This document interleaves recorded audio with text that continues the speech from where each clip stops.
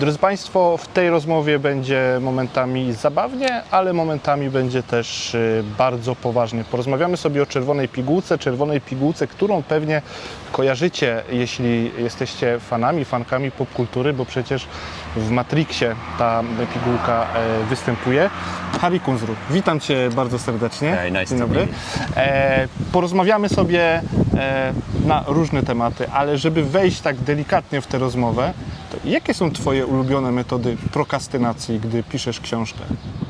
It depends how bad it is. I have the internet, the same as everybody, but I know that my writing is going very badly if my house is clean. No tak, to jest pytanie oczywiście związane z bohaterem Twojej książki, który ma różne metody prokrastynacji, między innymi ogląda pewien znany serial, ale do tego sobie przejdziemy. Ty się obawiasz inwigilacji, to znaczy w komórce, gdy się przemieszczasz, masz powyłączane różne wskaźniki GPS-a, żeby nie być namierzonym, czy raczej jest to problem, który tylko poruszasz w czerwonej pigułce, a sam tak nie stosujesz się w ogóle do tego i masz to kompletnie gdzieś? It's not that I'm afraid of being overheard by the secret services, but I do think we need to take privacy seriously. We're speaking on a day when abortion has just been made illegal in the United States, and women are discovering that the apps they use to track their periods are possibly going to be used to prosecute them. So we're always being watched all the time, and I think it's important for civil society to understand.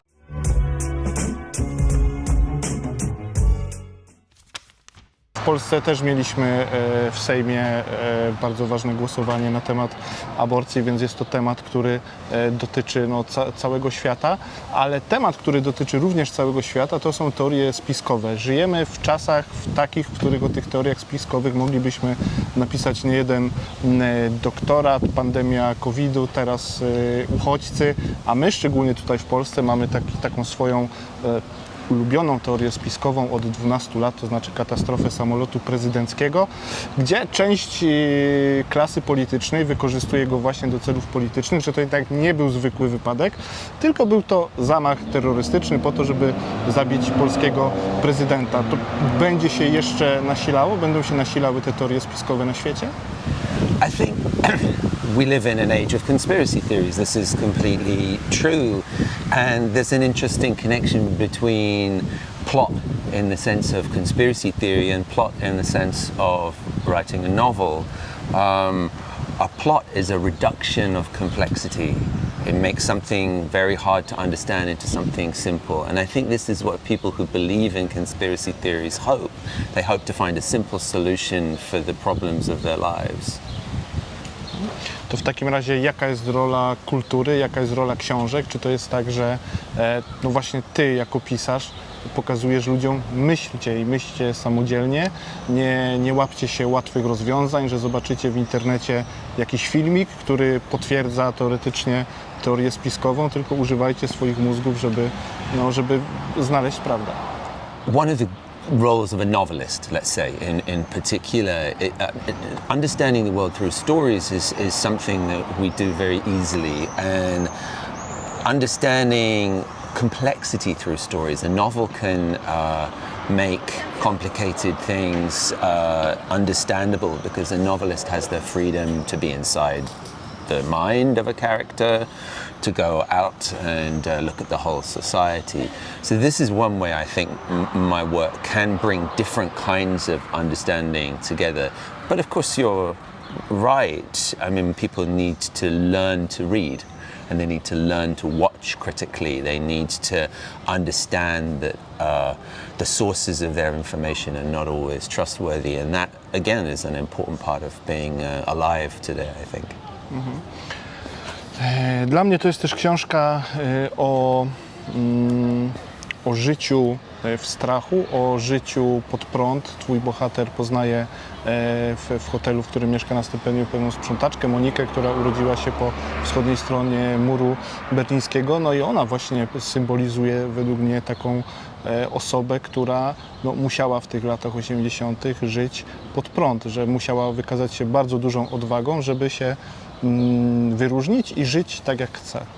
I think I've always been interested in how people oppose the dominant society or the dominant ideas of their time. I mean, an earlier novel is about revolutionaries in the 1970s who turned to political violence to try and solve their problems. So my question is always, how does this work? What effect does this have on people's lives? But I agree, I'm always interested in the outsider. Gdy jechałem tutaj do Ciebie pociągiem, czytałem w Rzeczpospolitej, jednym z największych polskich dzienników, rozmowę z Tobą i tam powiedziałeś, że chciałeś znaleźć bohatera związanego ze Stasi, no i doszedłeś do takiego momentu, że te archiwa Stasi dopiero są kompletowane, są układane jak puzzle. Zaskoczyło Cię to, że minęło już tyle czasu od zjednoczenia Niemiec, a nadal nie wszystko jest w archiwach poukładane? I think that information is not quite correct.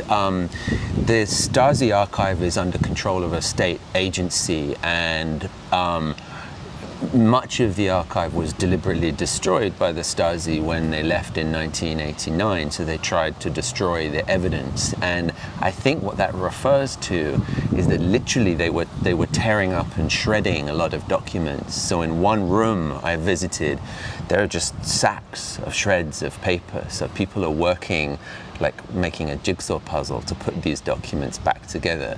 And of course this is something that takes a lot of time. It also takes money, and there's a debate in Germany at the moment about the cost of this work and whether, since now it's quite a long time ago, whether there's a social benefit in doing that. Chciałbym odejść na chwilę od Twojej książki i zapytać Cię generalnie o literaturę europejską, światową. No, masz bardzo duży przegląd ze względu na role, które pełniłeś i pełnisz w literaturze. Myślisz, że są takie mody, że w jednym sezonie pisarze starają się pisać o tym, w drugim o innym, czy raczej jest to wszystko zrównoważone? No, I think there are fashions. There are certainly fashions in what is critically popular, even though I think at all times people are writing in many different ways. For example, recently in the US, there's been an interest in what they call autofiction, which is a form that's been around for a long time, say in France, but is relatively new in the US, a kind of fiction that goes very close to the author's life and almost to the point of autobiography. But now I think I'm seeing a reaction against that towards more extravagant storytelling. Oczywiście muszę Cię o to zapytać, bo mimo że do tej sytuacji jeszcze kilka miesięcy, tegoroczna nagroda Nobla w dziedzinie literatury, w którym kierunku podążają Twoje myśli, na który kontynent, do którego kraju, jak myślisz, kto? This is such a good question and almost impossible to answer. For example, last year's candidate was somebody I was not expecting. I certainly didn't expect Bob Dylan. And Olga Tokarczuk? Olga Tokarczuk, I think, was a very good candidate. I was on the jury for the International Booker Prize that gave pigułce is in Polish, flights.